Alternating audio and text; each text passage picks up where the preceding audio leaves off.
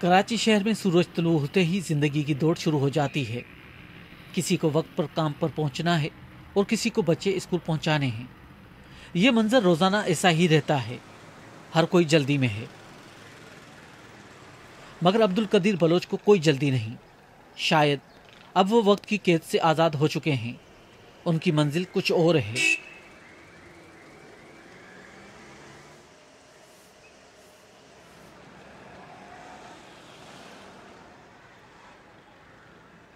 ये अब्दुल कदीर का मोर्चा है।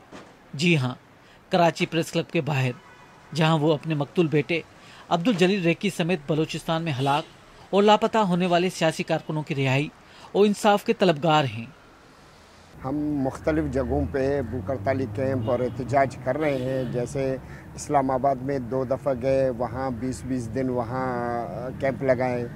हर 20 दिन के बाद फिर वापस आ जाते थे।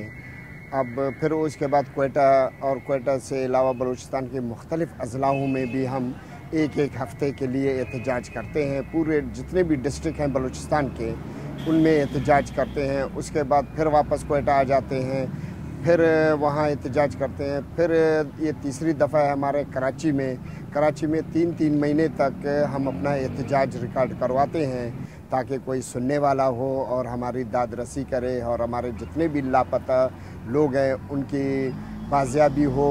अगर उनकी बाजियाबी नहीं भी हो सकता है तो उनको अदालतों में पेश किया जाए। जो अदालतें बनी हुई हैं, अदालत बल्कि इंसाफ करें।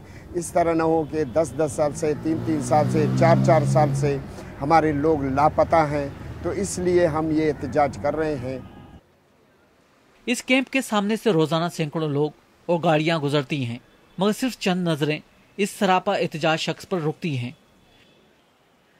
यूं लगता है जैसे सहाफी और आम लोग दोनों के पास वक्त की शदीद कमी है।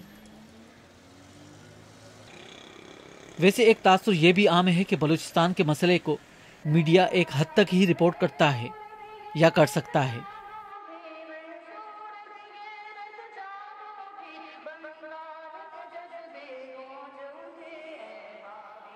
यूं तो कराची में कई अहम बलोच कॉम्परस रहनुमाओं के घर हैं।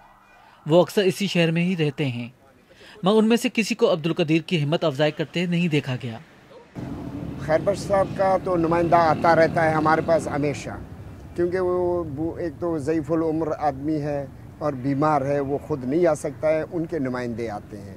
अताउल्लाह साहब भी इसी तरह, सरदार अताउल्लाह भी बीमार है और वो भी नहीं आ सकता है और बूढ़ा आदमी है। फिर सिक्योरिटी का मसला है उनका, तो उनके भी नुमाइंदे आते हैं। जो उनके छोटे छोटे नुमाइंदे हैं, वर्कर हैं या उनके ओहदेदार हैं, वो आते रहते हैं हमारे पास। इस एहतजाजी कैंप में अब्दुल कदीर के पास अक्सर लापता अफराद के अहले खाना आते हैं और अपना गम बांटते हैं। अब्दुल कदीर को अपने बेटे अब्दुल जलील रेकी की हलाकत की इतला भी कोयटा में एक ऐसे ही एहतजाजी कैंप में मिली थी। पहले वो लापता बेटे की रिहाई के लिए एहतजाज में शरीक थे, मगर अब उन्होंने तमाम लापता और हलाक होने वालों को अपना बेटा मान लिया है। वो उन सब के लिए जदोजहद कर रहे हैं, जिसमें उन्हें खाने पीने का भी कोई ख्याल नहीं रहता।